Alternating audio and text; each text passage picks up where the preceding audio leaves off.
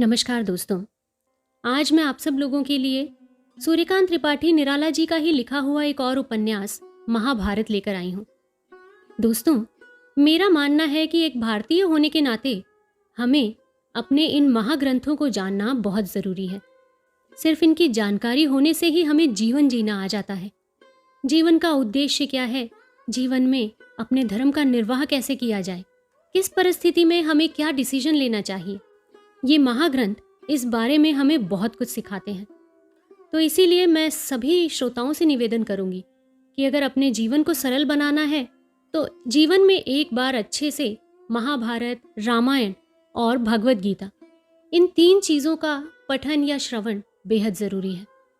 तो आज इसी श्रृंखला में मैं आप लोगों के लिए महाभारत का वाचन लेकर आई हूँ। आशा करती हूँ इसका वाचन पसंद ज़रूर करेंगे। अगर इसका वाचन आपको पसंद आता है तो मेरे इस वीडियो को लाइक ज़रूर कीजिएगा और इस चैनल को सब्सक्राइब ज़रूर कीजिएगा। साथ ही इसे अपने दोस्तों और जानकारों में भी शेयर कीजिएगा ताकि ज़्यादा से ज़्यादा लोग इनसे जुड़ सकें और इन नॉवेल्स का या इन कहानियों का आनंद उठा सकें। तो चलिए, सूर्यकांत त्रिपाठी निराला जी का लिखा हुआ उपन्यास महाभारत के वाचन की शुरुआत करते हैं मेरे यानी मंजू की आवाज़ में। वंश परिचय। देव और दानवों में सदा युद्ध छिड़ा रहता था। दैत्य देवों से सहजोर पड़ते थे क्योंकि वो देवों के बड़े भाई थे। पुनः उनमें प्राण शक्ति अधिक थी। एक और भी कारण था। दैत्यों के पूज्य गुरु शुक्राचार्य मुर्दे को जिला देने वाला संजीवन मंत्र जानते थे। यद्यपि देवता अमर थे और बुद्धि में असुरों से श्रेष्ठ भी थे, फिर भी बारंबार असुरों की मरी हुई सेना को पुनः जीवित होते देख घबरा गए थे। देवों के गुरु बृहस्पति ने देवों को बचाने का एक उपाय सोचा। श्रद्धा, भक्ति तथा सेवा आदि दिव्य गुणों से असुर गुरु को प्रसन्न करके उन्हें शिष्य प्रीति द्वारा आकर्षित कर उनसे सजीवन मंत्र का ज्ञान प्राप्त करने के लिए उन्होंने अपने परम रूपवान सरल स्वभाव ब्रह्मचारी पुत्र कच्छ को उनके पास भेजा। कच्छ की सेवा, श्रद्धा और गुरु भक्ति देखकर असुर गुरु शुक्राचार्य द्रवित हो गए और उपयुक्त अधिकारी जान उसे संजीवन मंत्र सिखलाने का निश्चय कर लिया। आचार्य शुक्र की कन्या देवयानी कच्छ के रूप और गुणों की दिव्य छटा देखकर उस पर मुग्ध हो गई और उसे हृदय से प्यार करने लगी।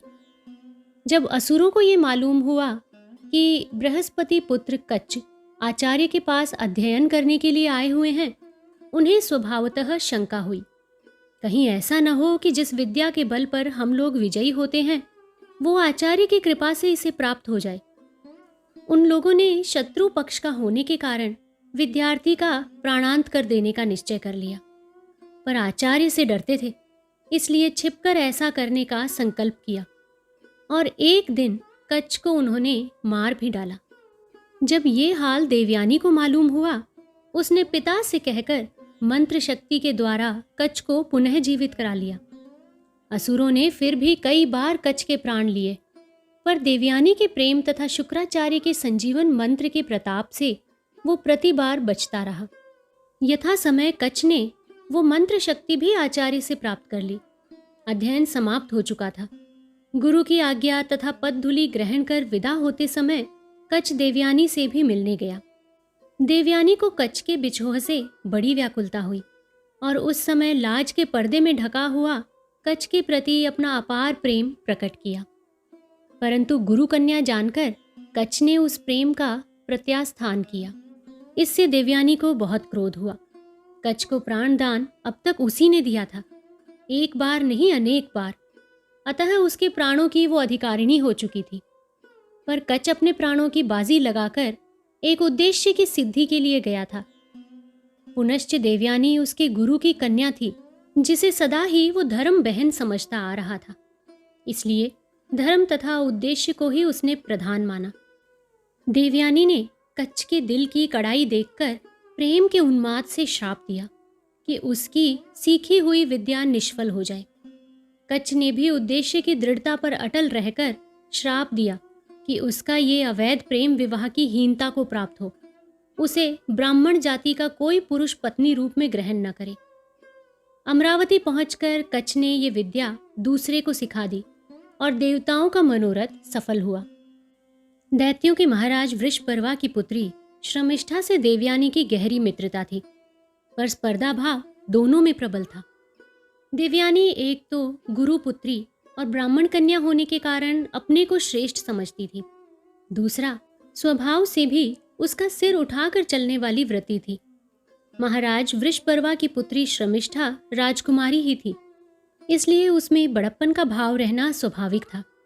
एक दिन दोनों में तकरार हुई। शर्मिष्ठा ने देवयानी को कुएं में ढकेल दिया। देवयोग से महाराज ययाति वहां मृगया के लिए आए थे। उन्होंने देवयानी को कुएं से बाहर निकाला। कालांतर में उन्हीं के साथ देवयानी का विवाह भी हो गया। बदले का उग्र भाव देवयानी में था ही। उसने हठ किया कि राजकुमारी शर्मिष्ठा को अपनी दासियों के साथ मेरी सेवा के लिए महाराज वृषपर्वा भेज दें। इस खबर से दैत्य वंश में बड़ी खलबली मच गई। दैत्यराज वृषपर्वा भी घबरा गए। उन्हें ये चिंता हुई कि गुरु कन्या की आज्ञा का उल्लंघन किया गया तो संभव है गुरु भी रुष्ट हो जाएं। पिता को बड़ी सोच में देख राज्य तथा जाति के कल्याण के विचार से शर्मिष्ठा ने स्वयं पिता से आज्ञा लेकर देवयानी की सेवा स्वीकार कर ली। शर्मिष्ठा के रूप, यौवन, शील और सेवा भाव से महाराज ययाति मुग्ध हो गए और देवयानी की आंख बचाकर उससे विवाह कर लिया। इस गुप्त विवाह का कारण ये था, वो शुक्राचार्य को वचन दे चुके थे कि शर्मिष्ठा से विवाह ना करेंगे, परंतु विवाह का भेद कुछ ही दिनों तक छिपाया जा सकता है। एक दिन ये पर्दा देवयानी की आंखों के सामने से उठ गया। पति की इस कुचेष्टा से क्रोधित होकर उसने पिता से सारा हाल कहा। महर्षि शुक्राचार्य ने महाराज ययाति को इंद्रिय श्लथ तथा वृद्ध हो जाने का श्राप दिया। यद्यपि ययाति के तब तक कई पुत्र हो चुके थे, तथापि उनकी भोग इच्छा का उपशम न हुआ था। उन्होंने नम्रतापूर्वक शुक्राचार्य से क्षमा प्रार्थना करते हुए श्राप से मुक्त होने का उपाय पूछा। शुक्राचार्य ने कहा कि यदि उनका कोई पुत्र उन्हें अपना यौवन देकर उनकी व्याधि अपने शरीर में धारण करे तो वो पुनः गत यौवन प्राप्त कर सकते हैं। महाराज ययाति ने अपने पुत्रों को बुलाकर उनसे यौवन की याचना की, परंतु एक एक कर सबने इनकार कर दिया। शर्मिष्ठा के गर्भ से पैदा हुए पुरु ने पिता की इच्छा पूर्ण की। महाराज ययाति ने तब पुरु को सिंहासन का उत्तराधिकारी घोषित किया। पुरु के वंश में महाराज दुष्यंत, शकुंतला पुत्र भरत और कुरु आदि तेजस्वी राजा हुए। इन्हीं कुरु के वंशज ही बाद में कौरव कहलाए। महाराज ययाति के पुत्र यदु से यदुवंशियों की शाखा चली। महाराज शांतनु और देवव्रत। इसी कुरु वंश में महाराज प्रतीप के पुत्र महाराज शांतनु बहुत पराक्रमी और तेजस्वी राजा हुए। उनकी राजधानी हस्तिनापुर में थी। यहीं से क्रमशः हटती हुई आज की दिल्ली द्वापर के बाद से अब तक हिंदुओं, पठानों और मुगलों के पश्चात अंग्रेजों की राजधानी हुई। शांतनु प्रजा पालने में तत्पर और बलिष्ठ सुंदर राजा थे। उन्हें प्राप्त कर उनकी राजधानी नवीन सूर्य के उदय से पृथ्वी की तरह प्रसन्न हुई। सब लोग अपने अपने कार्यों की देखरेख करते हुए उन्नति करने लगे। एक दिन महाराज शांतनु गंगा के तट पर शिकार खेलने के विचार से गए हुए थे। देखा एक परम रूपवती युवती तट पर खड़ी बड़ी बड़ी आंखों से उनकी तरफ देखकर मुस्कुरा रही है। उसके अंगों में सूर्य की आभा गंगा की तरंगों पर पड़ती हुई सी चमक रही है। हिलोरों की तरह उसका दिव्य वस्त्र हवा से उड़ते उठते और मुड़ते हुए सैकड़ों हाथों से जैसे महाराज शांतनु को बुला रहा है। उसके खुले लहरीले बालों की सहस्त्रों पतली नागिनों ने महाराज शांतनु को दूर से ही जैसे डस लिया हो। उसी की दृष्टि की अमृत औषधि की ओर वासना के जहर से जर्जर महाराज शांतनु के अज्ञात पद बढ़ने लगे। ज्यों ज्यों महाराज उसके निकट होते गए त्यों त्यों उन्हें ज्ञात होने लगा कि पृथ्वी पर ऐसी छवि विरल है। स्वर्ग में भी होने का मन को संशय हो चला। महाराज के ऐश्वर्य का सारा भाव उस रूपसी के रूप के मूल्य के सामने कुछ भी न ठहरा। उसके बिना गुण के रंगीन धनुष के सामने स्वयं ही शिकार की तरह बढ़ते गए। पास जाते जाते आकाश में सूर्य की रश्मि शोभा की तरह महाराज के मन का सारा ऐश्वर्य युवती की अपलक दृष्टि में समा गया। उन्होंने अपना सर्वस्व उसे दे डाला। हृदय में केवल प्रिया को पाने की वासना रह गई। सरल स्वर से बोले, सुलोचने, मैं तन मन से तुम्हारे रूप का दास हो गया हूं। मैं चाहता हूं तुम्हें अपनी हृदयेश्वरी, अपने राज्य की रानी बनाओ। तुम मेरे रिक्त पात्र को अपने प्रेम से भर दो। मैं तुमसे विवाह करना चाहता हूं। सुंदरी प्रसन्न होकर बोली, महाराज, आप जिस भाषा में बातचीत कर रहे हैं ये हृदय की भाषा है। मैं एक साधारण स्त्री हूं, पर मेरे लिए अपने राज्य ऐश्वर्य का विचार आपने नहीं किया। मुझे आप अपने वैभव से बड़ा मान गए। इससे बड़ा सौभाग्य नारी दूसरा नहीं समझती। इसलिए मैं हर तरह आपकी ही हूं। फिर भी आप ये प्रतिज्ञा करें कि आप मेरे किसी भी काम में दखल नहीं देंगे। अगर आपने ऐसा किया तो मैं आपका संबंध स्वीकार कर लूंगी। प्रेम परिणाम नहीं देखता। महाराज शांतनु को युवती की आज्ञा मंजूर हुई और वो उससे विवाह करके यहीं गंगा के तट पर महल बनवाकर रहने लगे। ये सुंदर स्त्री साक्षात भगवती गंगा थी। महर्षि वशिष्ठ से वसुओं को तस्करता के कारण शाप मिला था कि उन्हें मनुष्य होकर जन्म ग्रहण करना होगा। इस शाप से वो बहुत घबराए। किसी मानवी के गर्भ से जन्म लेने की उनकी इच्छा ना थी। वो चाहते थे जब श्राप भोगना ही है तब किसी दिव्य प्रकृति के गर्भ से जन्म लेने में ही मर्यादा है। ये विचार करते करते चिंता से मुरझाए हुए 8 वसु गंगा जी के तट पर आए। उन्हें याद आया कि गंगा जी यदि उनकी माता बनना स्वीकार कर लें तो उनका बहुत कुछ कलंक मिट सकता है। उन्होंने गंगा जी का स्मरण कर उन्हें अपने दुखी हृदय की कहानी सुनाई। गंगा जी ने स्वीकार किया कि वो वसुओं की माता होंगी। ये गंगा जी ही महाराज शांतनु को मुग्ध करके वसुओं को जन्म देने के विचार से उनके साथ पत्नी रूप से रहने लगी। महाराज शांतनु के दिन बड़े सुख से कटने लगे।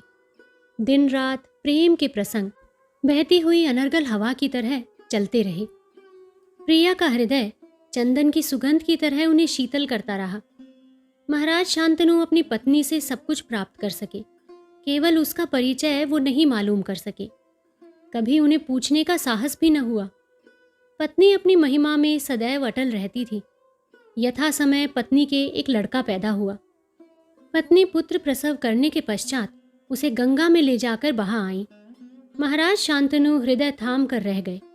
इसी प्रकार एक एक करके 7 बालकों को देवी जी ने गंगा में बहाया। शांतनु हर बार पत्नी का मुंह देखकर रह जाते थे। प्रिया को बहुत प्यार करते थे और फिर प्रतिज्ञाबद्ध भी थे, इसलिए उसकी स्वतंत्रता में कभी बाधा नहीं दी। चुपचाप पुत्र स्नेह की पीड़ा पत्नी स्नेह के कारण सहते गए। धीरे धीरे रानी के 8वां गर्भ हुआ। महाराज शांतनु के हृदय को पुत्रों का नाश देख देख कर सख्त चोट लग चुकी थी। जब 8वां पुत्र हुआ और रानी उसे लेकर गंगा की ओर चली तो महाराज ने हाथ पकड़कर कहा, देखो, अब इसे तो जीने दो। तुम्हारी इस हृदयहीनता को देखकर मुझे बड़ा दुख होता है। रानी इतना सुनकर हंस दी। कहा, राजन, आपको पुत्र स्नेह है तो लीजिए, मैं आपके स्नेह में बाधक न बनूंगी। आप इतिहास नहीं जानते। पहले मैं आपको बतला देना चाहती हूँ, आपका मेरा संबंध आज से समाप्त होता है। अब आज से आप मुझे पत्नी रूप से प्राप्त न कर सकेंगे। केवल पुत्र की रक्षा में मैं सहायक रहूंगी। महाराज प्रेयसी रानी की ये बात सुनकर दंग रह गए। अब वो स्वतंत्र नायिका की तरह उन्हें छोड़कर चली जाएगी। सुनकर सोचने लगे, क्या इसके हृदय में मेरे साथ इतने दिनों तक के सहवास का कुछ भी असर न हुआ कि पति के प्रति इसकी अनुरक्ति बढ़ती? क्या इसने मेरे साथ जो मधुर संबंध रखा था वो केवल आडंबर मात्र था? महाराज को सोच विचार में पड़ा देख रानी बोली, महाराज, मैं मानवी नहीं जो कामवश आपके पास आ गई। मुझे शंभु जटा विभूषण मणि गंगा कहते हैं। जिन लड़कों को मैंने जीवित प्रवाह कर दिया है ये आपके पुत्र नहीं, पाप भ्रष्ट वसु हैं। मैं उनको जन्म देकर श्राप से मुक्त करने के लिए यहाँ आई थी। ये 8वां बालक द्यु है। इसी के अपराध के कारण 8 वसुओं को दंड भोगना पड़ा था। लीजिए, आप इसकी रक्षा कीजिए। मैं अब इसे लेकर जाती हूँ। समय पर आपको ये पुत्र मिल जाएगा। अभी इसके पालन पोषण की चिंता आपको न करनी होगी।